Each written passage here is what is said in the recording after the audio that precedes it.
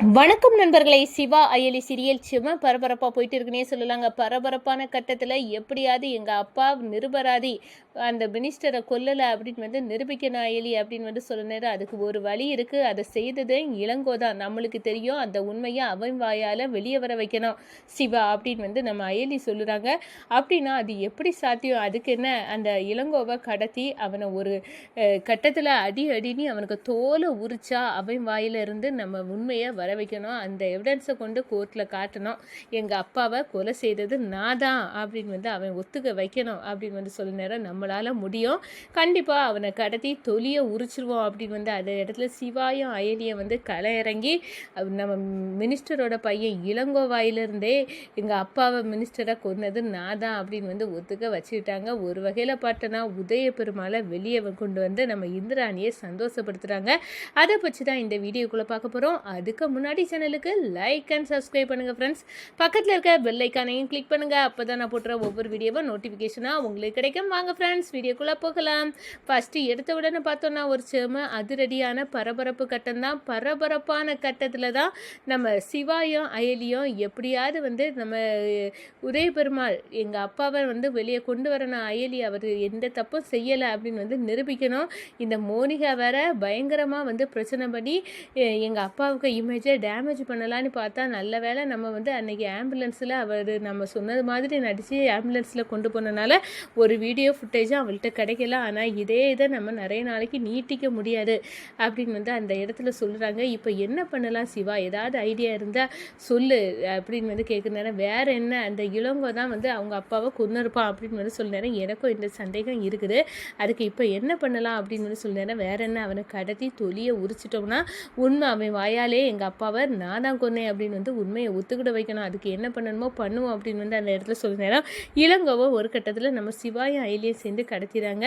கடத்தி ஒரு கெட்டி வைக்கிறாங்க. கெட்டி வச்சுக்கிட்டு மாஸ்கெல்லாம் நம்ம சிவா போட்டுட்டு வராங்க. என்னடா நீ உதய பெருமாள் மேலே பழியை போட்டுட்டு தப்பிடலான்னு பார்த்தி, அந்த பென் டிரைவர் ரகசியம் என்கிட்ட தான் இருக்குது. அந்த பென் டிரைவர் இருக்குது, கண்டிப்பாக அதில் உள்ள ரகசியத்தை போட்டு கட்டி உனக்கும் அந்த வர்மாவுக்கும் உள்ள தொடர்பையும் நான் காட்டுவேன். அதே நேரம் உன் அப்பனுக்கும் உள்ள தொடர்பும் எனக்கு நல்லாவே தெரியும். நீ என்கிட்ட பூச்சாண்டி காட்டாத, நீ உண்மையை ஒத்துக்க. இது அப்போ தான் நீ தப்ப முடியும் என்கிட்ட இருந்து. நீ உங்கள் அப்பாவை கொன்னது நீ தானா அப்படின்னு கேட்க நேரம் நான் இல்லவே இல்லை, என்னை விட்டுருங்க, நீங்கள் யாருடா, நான் யாரு தெரியும்ல, எல்லாம் தெரியும்டா, நீ தான் மினிஸ்டரை கொன்னவே, உன் அப்பனையே கொன்னவேன்னு எனக்கு தெரியும் அப்படின்னு அந்த இடத்துல சொன்னேன். நீ யாருடா, ஒழுங்கு மரியாதை மூஞ்சை காட்டு, மாஸ்கை போட்டுட்டு எதுக்குடா நிற்கிற அப்படின்னு சொன்னேன்னு கன் எடுத்து அப்படியே நம்ம இளங்கோ மேலேயும் கீழே காட்டுறாங்க.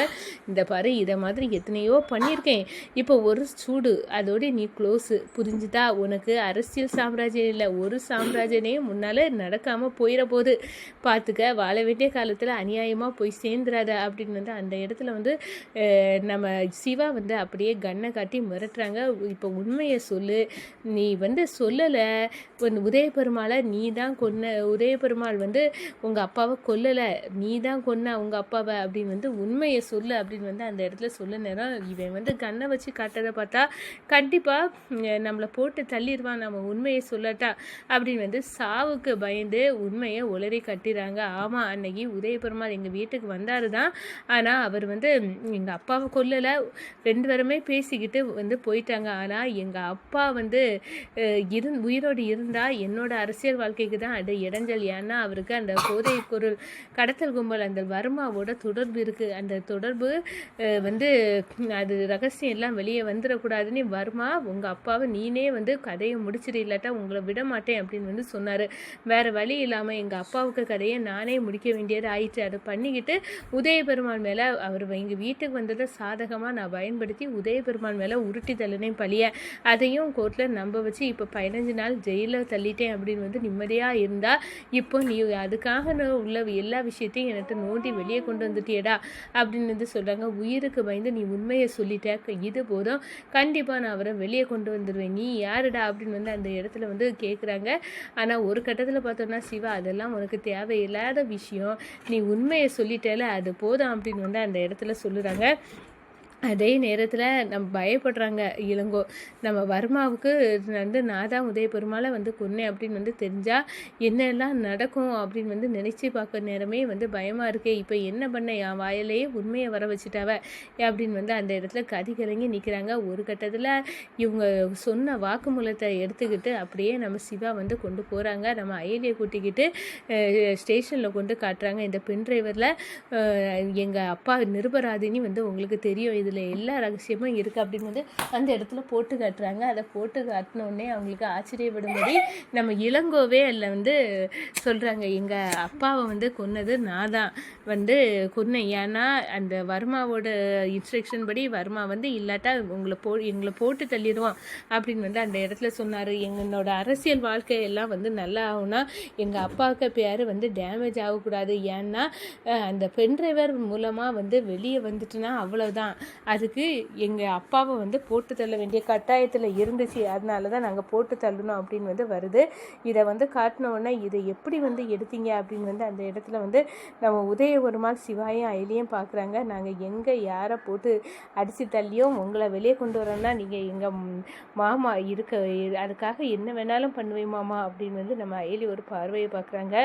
எனக்காக இவ்வளோ தூரம் 2 பேரும் போராடி இப்போ இந்த இளங்கோ தான் செய்தான் அப்படின்னு வந்து நிரூபிச்சிட்டாங்க அப்படின்னு வந்து சந்தோஷப்படுறாங்க. ஒரு கட்டத்தில் இவரை சந்தேக கேஸில் தான் அரெஸ்ட் பண்ணோம், அதுவும் இளங்கோ சொல்லி தான். ஆனால் இளங்கோவே வந்து ஒத்துக்கிட்டான், அவங்க அப்பாவை கொன்னது அவன் தான். இதை விட பெரிய விஷயம் என்ன வேணும் அப்படின்னு வந்து அந்த இடத்துல உதயபெருமாள் எந்த தப்பும் செய்யலை அப்படின்னு வந்து நிர்பராதி அப்படின்னு வந்து நிரூபிச்சிட்டாங்க. இந்த மோரிகால ரித்திவிகாவும் இந்த சாதாரணமான இருக்காங்க அப்படின்னு வந்து நினச்சிட்டு இருக்க சிவாய்க்கும் அயலிக்கும் வேற ஒரு பேக்ரவுண்ட் இருக்கு அப்படின்னு வந்து மோனிகா சொல்கிறாங்க. என்ன அவள் சாதாரணவாதான அப்படின்னு வந்து ரித்திகா சொல்கிறா. இல்லை, நீ நினச்சது தப்பு கணக்கு, மாஸ்டர் மைண்டு எனக்கு நல்லாவே தெரியும். நான் பார்த்ததுல இது வரைக்கும் அவ்வளோ பெரிய பிரில்லியன்ட் இந்த அயலியும் சிவாயும் தான். இவங்க சாதாரண வந்து ஒரு டீச்சராக இருந்து செய்ய முடியாத வேலை இல்லை, இதெல்லாம் பெரிய மாஸ்டர் மைண்டோடு செய்கிறாங்க. இந்த உதயபெருமாளில் இந்த கேஸ்லேருந்து கொண்டு வந்ததே என்ன கேட்டால் உங்கள் மாமனாரை வெளியே கொண்டு வந்ததே இந்த அயலியும் சிவாய்க்கே பிளான் தான் அப்படின்னு வந்து சொல்கிறாங்க. ஒரு கட்டத்தில் அவங்க 2 பேராலையும் என்ன செய்ய முடியும், எனக்கு ஒன்றுமே புரியலையே. எல்லாருமே இந்திராணி கூட இந்த அயலியா ஆகா ஓகோனி வந்து புகழ்றா, நான் சின்ன வயசுலேருந்தே பார்த்துட்டு இருக்கேன், அவளை பற்றி எனக்கு அப்படி ஒன்றுமே தெரியலையா அப்படின்னு வந்து அப்படி கூமுட்ட கணங்கா நம்ம ரித்திகா வந்து யோசித்துக்கிட்டே இருக்காங்க.